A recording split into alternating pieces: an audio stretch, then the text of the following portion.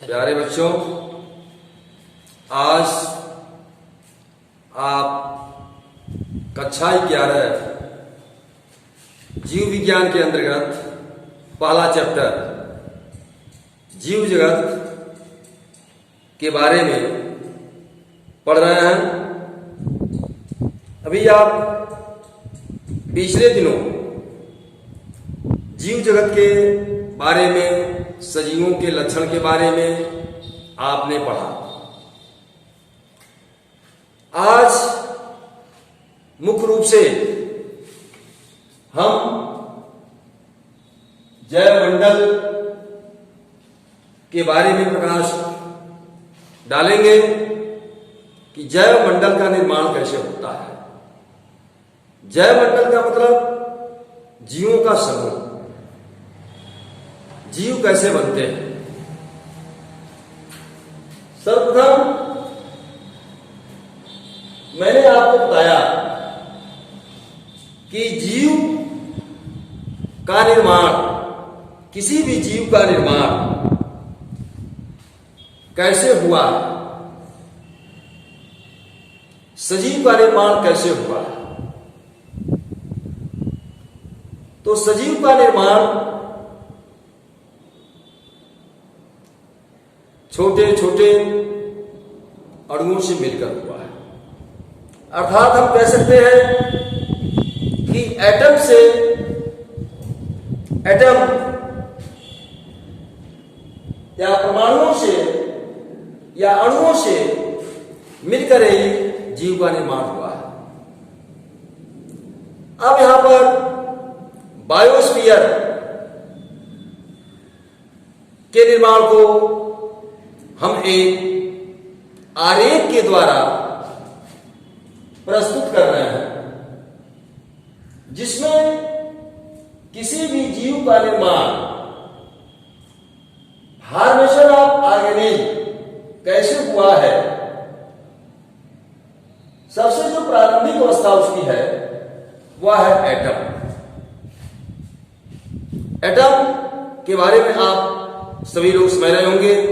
Atom क्या है, परमाणु क्या है। परमाणु या किसी भी जो है सब्सटेंस की, किसी भी पदार्थ की यह सूक्ष्मतम कण होता है। कह सकते हैं हम कि the smallest unit of N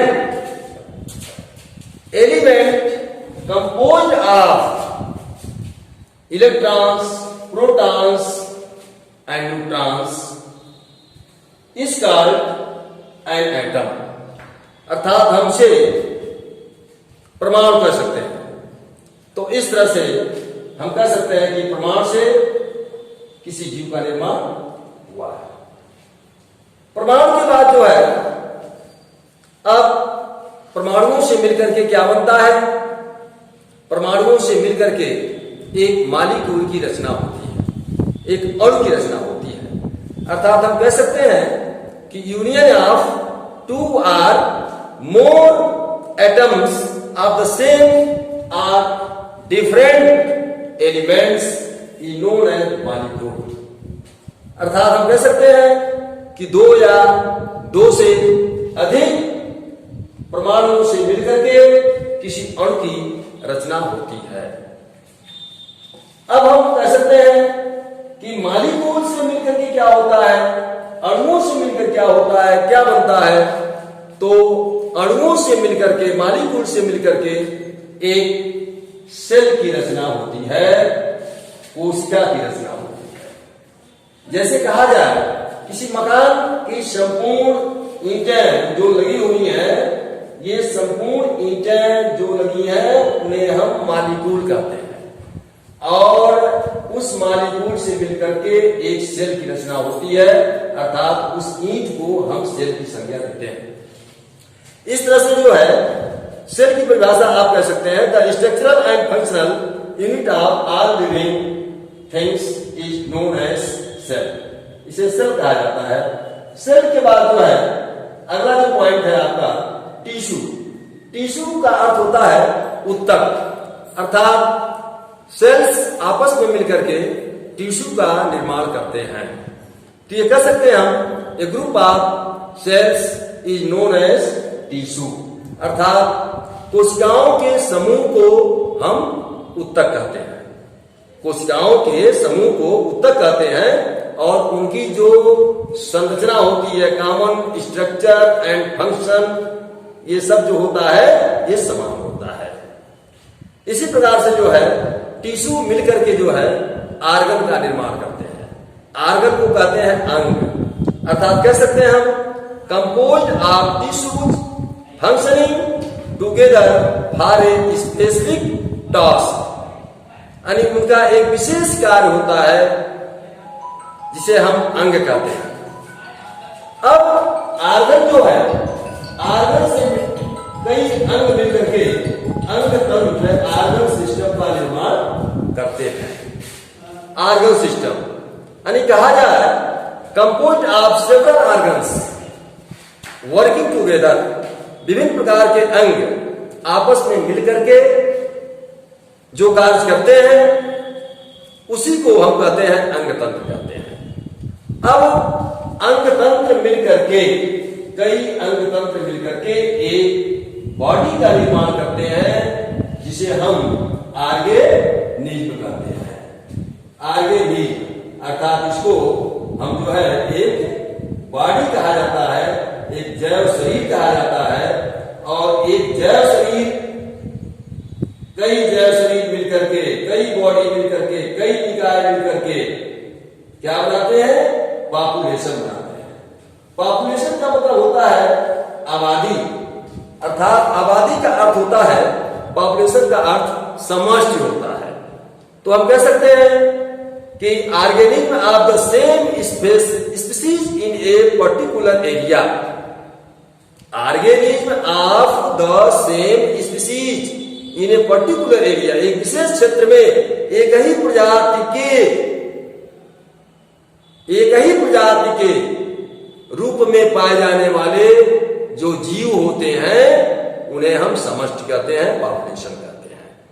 इसी तरह से पॉपुलेशन समष्टि मिलकर के, समष्टि के द्वारा कम्युनिटी का निर्माण होता है। समष्टि के द्वारा कम्युनिटी का निर्माण होता है, अर्थात समुदाय का निर्माण, जैव समुदाय का निर्माण होता है।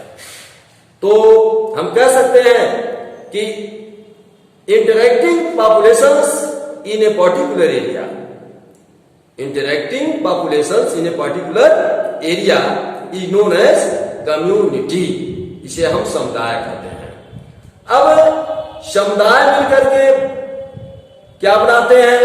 समुदाय मिलकर के इकोसिस्टम का निर्माण करते हैं, जो बहुत बड़ी चीज है। इस इकोसिस्टम को हम कहते हैं पारितंत्र, इसको पारितंत्र कहा जाता है।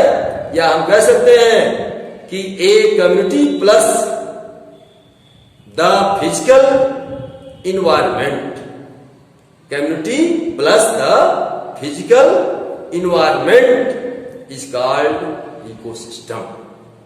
ये संक्षेप में डिफिनेशन इसका है, इसे ही हम जो है पारितंत्र कहते हैं, इकोसिस्टम कहते हैं। पारितंत्र में जीवों का समूह होता है और ऐसे जीव उस पारितंत्र में जीवित रहते हैं और उसी के अनुसार जीवित रहते हैं। अब जो है यह इकोसिस्टम मिलकर के, कई प्रकार के पारितंत्र मिलकर के ये बनाते हैं क्या? बायोस्फीयर बनाते हैं, जैव मंडल का निर्माण करते हैं। तो प्यारे बच्चों, आज आपने इस जैव मंडल के आरेख को बहुत ही भली भांति आपने समझ लिया। अब इसके बाद अगला चैप्टर आप